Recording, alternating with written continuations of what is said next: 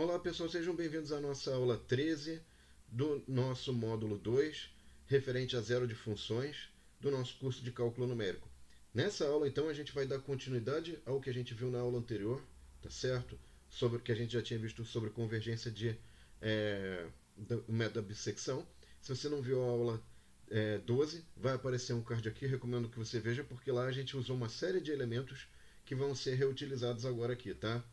Então a primeira coisa dessa aula, pessoal, é o seguinte: pensa que aquela fórmula que a gente viu na aula passada, né, que eu já tinha comentado lá atrás de forma bem rápida, pensa que para qualquer k, no método da bissecção, b de k menos a de k vai nos fornecer um b0 menos a0 sobre 2 elevado a k.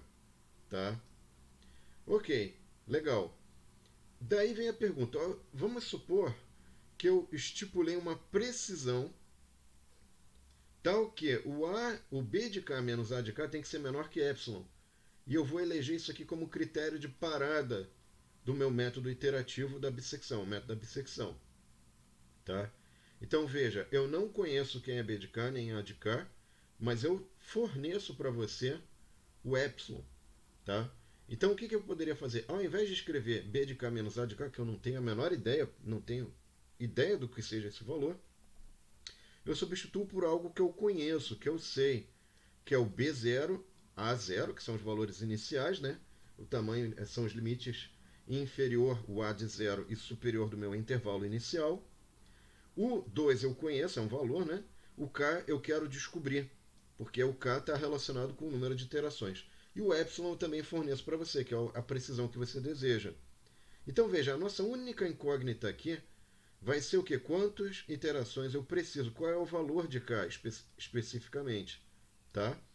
Então o que eu posso fazer? Eu posso pegar aqui e posso passar o epsilon para cá, passei para cá, e ficar b de zero menos a de zero dividido por epsilon. Tá? Obviamente isso aqui ainda não dá de resolver. Eu posso aplicar o logaritmo, propriedade de logaritmo, né? Então, por exemplo, aqui vai ficar log de 2 elevado a k igual a log de tudo isso aqui, né? Eu vou aplicar log de tudo isso aqui, tá? Então o que vai acontecer? Esse log de 2 elevado a k, o expoente k, isso é propriedade de logaritmo, e fica k log de 2 maior do que log de b de zero, né? E divisão, pessoal, quando eu tenho logaritmo da divisão, vira diferença de logaritmos.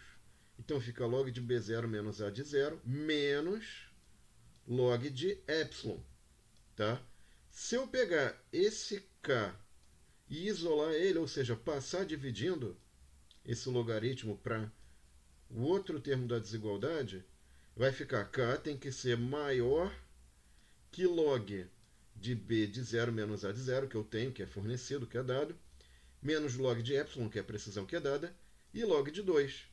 Então, com isso daqui, eu já consigo fazer uma primeira estimativa do número de iterações k que vão ser necessárias, que é necessário, né, para resolver ou para aplicar o método da bissecção e atingir uma certa precisão. Tá?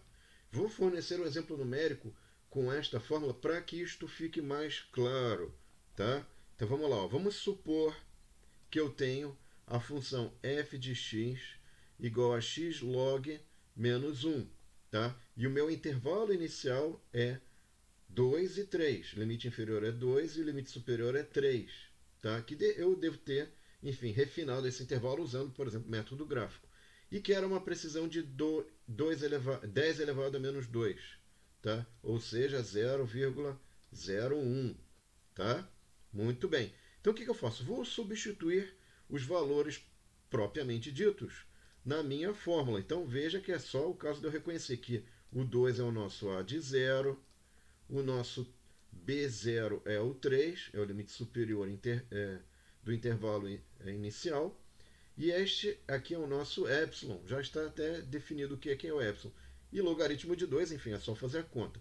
Então agora eu apliquei estes valores aqui, olha o B0 aqui, ó, B0 aqui, A0 aqui, e o epsilon foi aplicado aqui, tá? Fiz a continha, aqui deu logaritmo de 1, mais duas vezes, lembra que aqui tem um menos, né, pessoal? Aqui sai o expoente, menos com menos dá mais, vira menos 2 vira mais 2 logaritmo de 10, dividido por log de 2. Esse cara aqui vai dar 0, tá? Isso aqui é na base 10, então aqui dá 1, vezes 2, então vira 2, e log de 2 na base 10 é 0,3010, tá?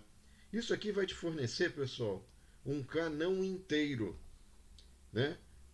Veja, porém, que isso aqui tem que ser maior que 6,6.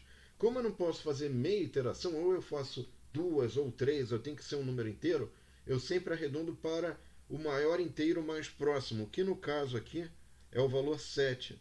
Por quê? Porque se eu fizer apenas 6 iterações, eu não vou provavelmente atingir a precisão mínima requerida, tá? Então, a gente vai depois fazer um programinha com o cálculo da estimativa do número de passos, que é a próxima aula, aula 14, e a gente vai ver isso mais claramente nessa aula, tá? Então, eu espero que vocês tenham gostado. Não esqueçam de curtir, não esqueçam de compartilhar. E na próxima aula a gente vai botar a mão na massa lá no Colab para fazer uso dessa fórmula que a gente acabou de ver nessa aula. Obrigado, pessoal, e até a aula 14, então.